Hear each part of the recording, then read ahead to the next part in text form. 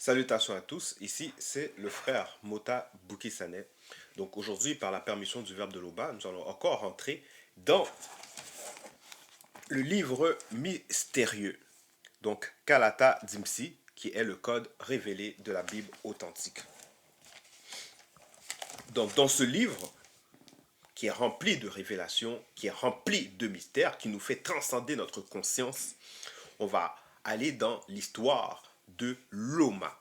Loma, c'est celui qui se fait appeler Malachi dans les fausses versions, dans les Bibles falsifiées chrétiennes, mais dans Kalata Dimsi et aussi dans Kalatam Ballet, qui est la Bible authentique, le nom de ces patriarches prestigieux ont été restaurés. Donc l'histoire authentique du peuple originel ont été restaurées. Car ici, il ne faut pas oublier que les Bibles actuelles classiques, c'est l'histoire du peuple noir que les Blancs, les Occidentaux, les sans-mêlés, donc les Métis, ils ont pris et ils ont falsifié les lieux de naissance, ils ont falsifié les noms, ils ont falsifié les dates, ils ont tout falsifié, dépeinturé, en fait, ils ont changé la couleur de peau des personnages, donc des prophètes, des prophétesses, des initiés, des prêtres. Ils ont changé leur couleur en ce que nous connaissons aujourd'hui. Mais par le deuxième, la vérité, telle que connue autrefois par les ancêtres, telle que connue autrefois par les Noirs, il a été restauré. Donc en cela, nous allons rentrer dans le livre dans l'histoire même de Loma. Loma qui veut dire le messager. Parce que ici, justement, Loma, il va apporter un message. Donc Loma. Loma ici, dans son livre, voilà qu'est-ce qu'il dit au chapitre 1. Et le titre même de l'exhortation, c'est « À vous, prêtres corrompus ». Donc ici, on comprend que Loma, il adresse un message justement aux prêtres corrompus. Donc ici, il dit « Oracle, parole du Mutatedi à Tombouanibila, par moi, Loma. Par moi, Loma. » Donc ici, on comprend que Loma, c'était un initié qui avait atteint des fréquences, en fait, qui avait atteint une élévation spirituelle. Et donc, par son élévation, il a pu rentrer en contact avec Mutatedi. Mutatedi, c'est l'entité qui guide et qui intronise les initiés. Et de par ce contact avec Mutatedi, Mutatedi lui a donné des paroles, donc des oracles à annoncer à ses prêtres corrompus. Donc, ici, pour faire une mise en contexte par rapport à l'histoire, il faut savoir que dans l'époque ancestrale, c'est pas n'importe qui allait s'avancer pour parler avec des prêtres. Parce qu'un prêtre, c'était quelqu'un qui était respecté parmi le peuple, c'était une personne qui était crainte. Parce que les prêtres, c'est ceux qui parlent même de la part de l'esprit. Ils donnent, on va dire, ils guident le peuple, ils, les, ils les enseignent les lois, les préceptes issus du verbe de Louba.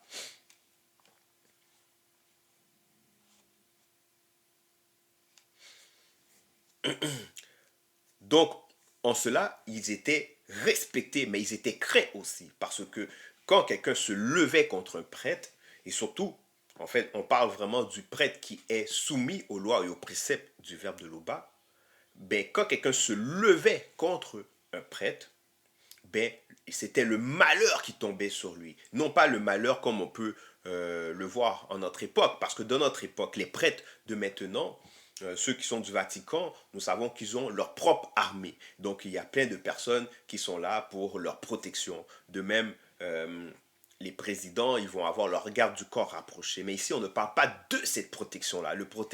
La protection émanait du spirituel, donc du grand ordre des choses, parce qu'il y a les entités supérieures qui sont là et qui sont en train de veiller au bien-être même de ce prêtre, des prêtres. Donc en cela, c'est pas n'importe qui pouvait venir et parler aux prêtres. Ils étaient plus forts, plus puissants que ce que aujourd'hui on peut voir comme étant les prêtres du Vatican, les présidents, etc. Donc ici, Loma, lui-même qui va aller s'adresser au prêtre corrompu, on voit ici qu'il n'était pas n'importe qui. Donc c'était un personnage très important, un personnage puissant. Donc voilà qu'est-ce qu'il dit au verset 2. Il dit, le verbe de Tété vous a émis. Dit Moutatedi. Donc ici, il fait comprendre à ces prêtres corrompus, qui sont des noirs, que le verbe de Tété vous a émis.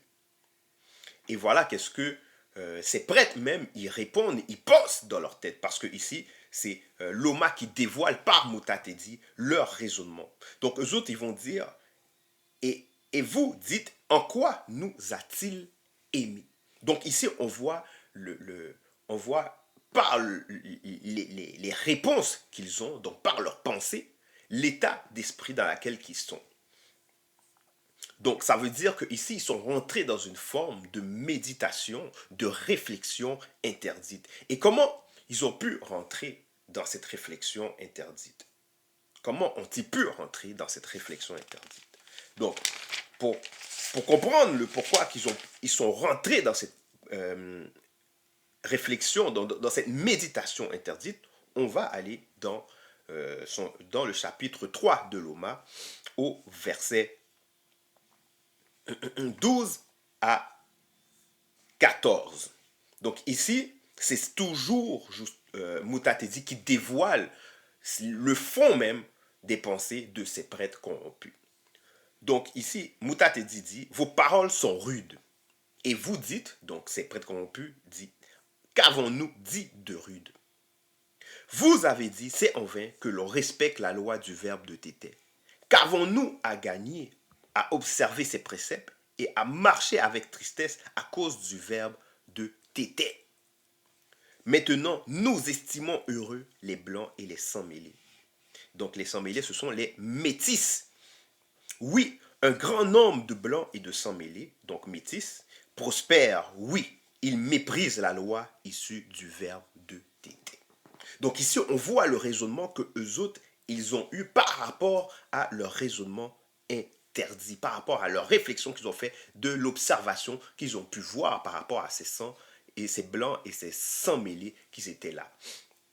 Ils ont fait une comparaison avec eux et ils ont vu que ces blancs, ils prospèrent. Et ces blancs, dans l'époque, ces blancs et ces sans mêlés, c'était des personnes qui marchaient contre le verbe, contre les lois du verbe de Loba. Donc ils avaient d'autres lois qui étaient en abomination avec les lois et les préceptes du verbe de Loba. Et ici, on voit que ces prêtres, ils ont dévié, ils ont changé de trajectoire en observant justement ces blancs et ces sans-mêlés. Donc, en observant ces personnes, ils ont été influencés et ils ont commencé à adhérer. Donc, l'adhésion.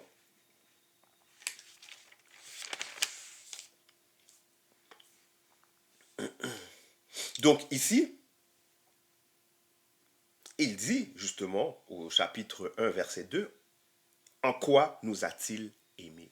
Mais maintenant, ici, Loma, que lui qui a atteint des hautes sphères spirituelles, donc par Moutatedi, il va expliquer justement pourquoi est-ce qu'il y a ces différences. Donc il va dire, Bene Nojita n'est-il pas frère de Tindi? Dit Moutatedi. Donc Bene Nojita ici, c'est ce que on va nommer en notre époque, dans les fausses versions, dans les bibles falsifiés chrétiens, Esaü, donc Eso. Donc il dit, n'est-il pas frère de Tindi? Tindi, c'est Jacob. Cependant, Tindi a été spirituellement plus puissant. Donc ici, il fait comprendre que les deux qui sont issus de la même race, donc la même source, parce que ce sont des jumeaux, ils sont sortis du même ventre, ils sont issus de la même semence, donc du même père et de la même mère, mais voilà, il y en avait un qui était plus puissant et il y en avait un autre qui ne l'était pas. Là, il va expliquer maintenant pourquoi qu'il y avait cette différence. Donc, dans le verset 3, il dit, et Bene Nojita a méprisé la loi du verbe de Tété.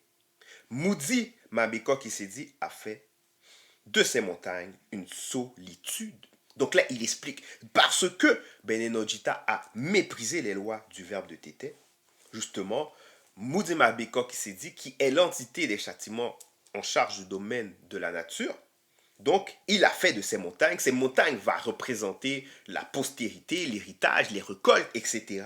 Donc, il a fait de ces montagnes une solitude. Donc ici, on va rentrer justement dans l'histoire même de Benenojita et voir en quoi il a méprisé le verbe, les lois du verbe de Luba. Donc pour cela, on va aller dans le livre de Tindi. Tindi qui est Jacob, donc fils de Yololo, donc Isaac.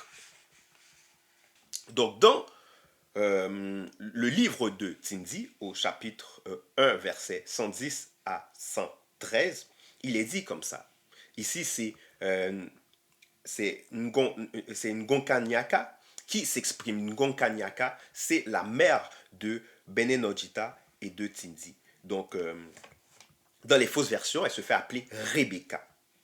Donc ici, elle dit, mon fils Benenojita avait 40 ans avant que Tindi, son frère, n'aille pour le territoire de Dipondiba Samba. Et en ces temps-là, Benenojita épousa 2 femmes non initiées, issues de parents non initiés. Elles rendirent la vie amère à Yololo ainsi qu'à moi, Ngonkanyaka. Elles furent un sujet d'amertume, d'esprit pour Yololo et moi. Donc ici, on voit que Benenojita, il a violé les lois spirituelles. Il a violé 3 lois spirituelles. Donc le premier, l'un des lois qu'il a violé, on peut le voir dans le livre de Wumse. Donc Wumse, qui est Noé, il va parler justement par rapport à la polygamie.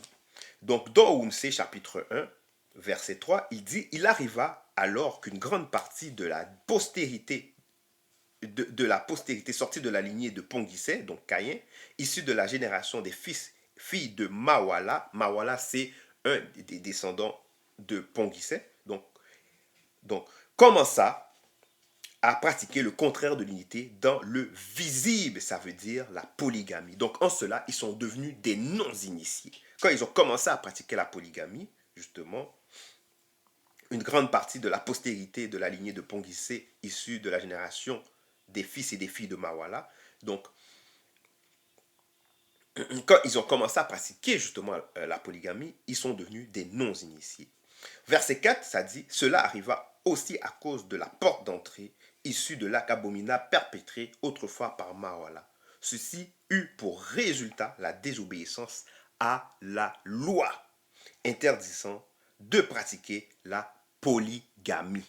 Donc, Diba la Mawala. Donc voilà. Fait qu'ici, on voit qu'il y a la loi qui condamne la polygamie. Et la polygamie, c'est le fait d'avoir plusieurs femmes. Donc ici, Benenojita, il a épousé 2 femmes. 2 femmes, mais non initiées. Donc non initiées, encore, on va aller dans le livre de Essombe. Dans le livre de Essombe, au chapitre 18, verset 9, il est dit, c'est Essombe qui a reçu, qui a été intronisé, initié par Jokisabe, et spirituellement par Jokisabe, et par justement les apôtres. Donc ici, il va dire, un frère, donc quand il parle du frère, dans cette époque-là, ça fait allusion au noir. Parce que la parole était enseignée, n'était partagée qu'avec le peuple noir. Donc ici, il dit, un frère dans la foi, en Loba, ne doit pas se marier avec une non-croyante. Donc le non-croyante, c'est une non-initiée.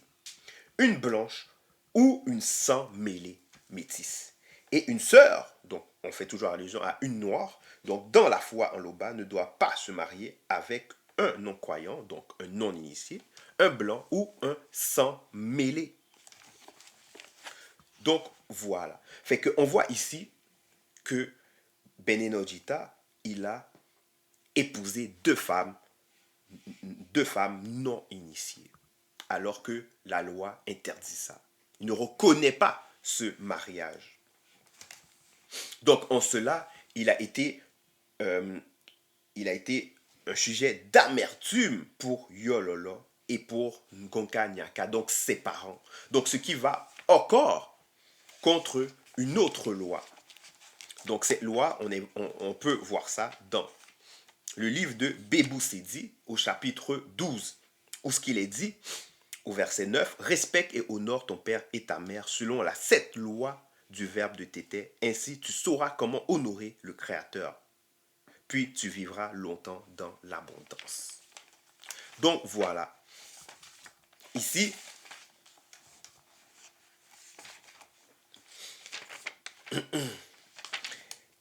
ici on est capable de voir en quoi que Bene Nojita, il a été justement un sujet d'amertume pour ses parents, en quoi qu'il a méprisé les lois du verbe de Tété.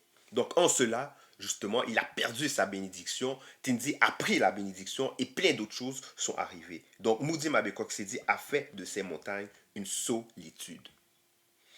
Donc ici, on voit comment est-ce que Loma il fait la comparaison pour faire comprendre qu'il n'y a pas d'effet sans cause par rapport à ces prêtres corrompus, de par leur observation. C'est parce que par leur pensée, par leur convoitise, par leur désir, ils ont méprisé les lois du verbe de Loba. Donc par aussi leur comportement.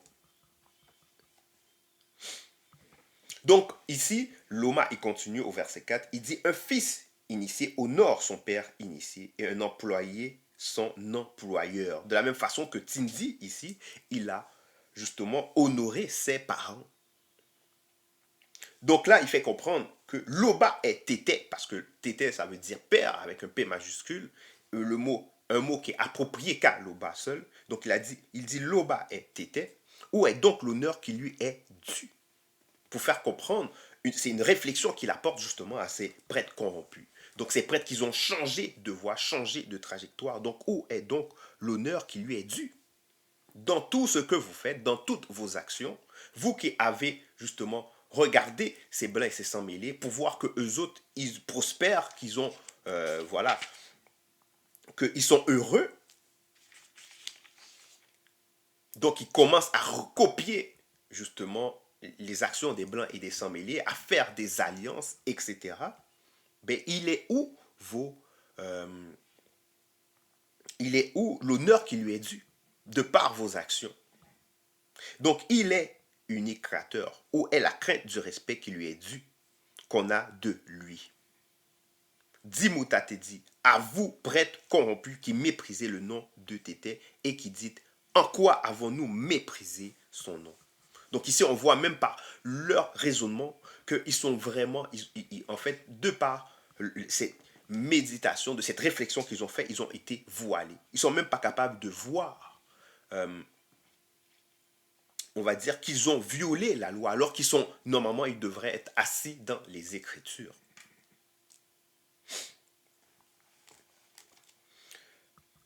Donc en cela, au verset 5, Loma, par, par Moutatedi, va rentrer dans plus de profondeur par rapport à ce qu'ils font. Par ce qu'ils font. En sachant que quand on viole une loi, mais on viole aussi toutes les autres lois. Donc ici, il dit, vous offrez des sacrifices d'animaux et vous dites, en quoi avons-nous péché? Donc ici, on voit que justement, eux autres qui sont des prêtres, qui devaient connaître la loi, ils vont dire, en quoi avons-nous péché alors que la loi condamne le sacrifice et l'offrande. Donc dans Belais, au chapitre 1, justement, il est dit,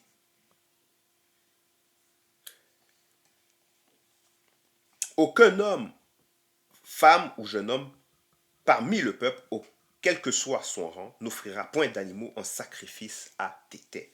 Quiconque mettra à cœur de le faire deviendra aussitôt une abomination pour le verbe de Tété. Et aucun sacrifice animal physique n'a, ne peut et ne pourra à aucun moment faire obtenir le pardon des péchés. Chapitre 2 de Belais. Aucun homme, femme ou jeune parmi le peuple, quel que soit son rang, n'offrira point une offrande végétale à Tété.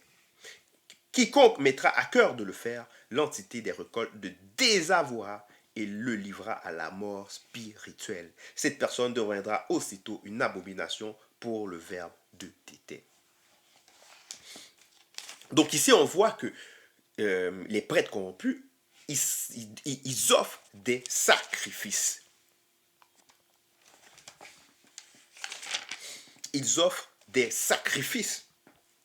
Donc nous savons que les sacrifices qu'ils offrent, en fait, ce n'est pas à Tété. Ce n'est pas à Tété.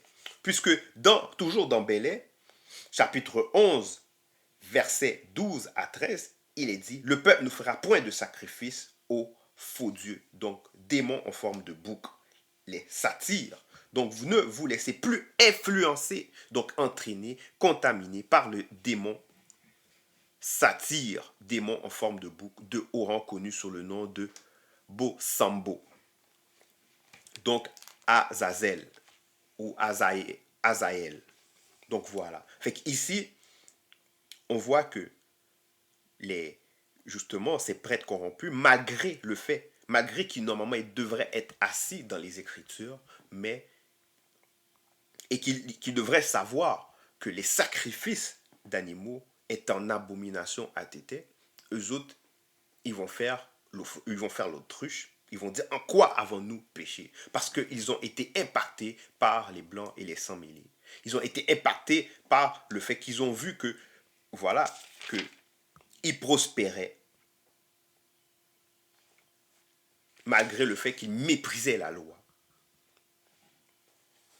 Donc, ils ont commencé à remettre en question les lois, les préceptes du verbe de Loba, en pensant que finalement, ils ne sont pas en train de pécher. Parce que les Blancs, les sans-mêlés, dans l'époque, ils faisaient beaucoup de sacrifices.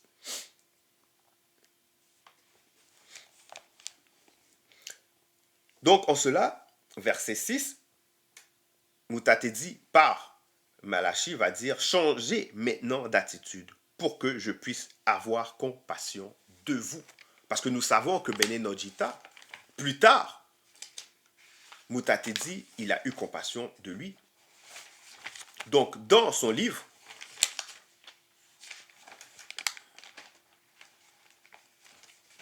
Bene Nojita, chapitre 1, verset 3, Bene Nojita lui-même, il parle et il dit, après avoir quitté les 2 femmes non initiées, Jean 17, j'épousai alors Ebola Musanga, fille de Sanga et sœur de Mon.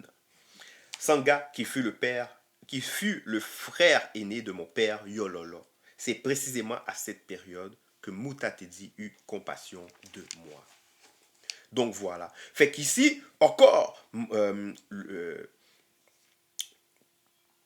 Louba, par son verbe, il manifeste encore l'amour vis-à-vis de ces prêtres corrompus, pour les faire comprendre que changer de comportement, changer d'attitude, et justement, Moutatedi va avoir compassion d'eux, comme il a eu compassion de Bene Nojita.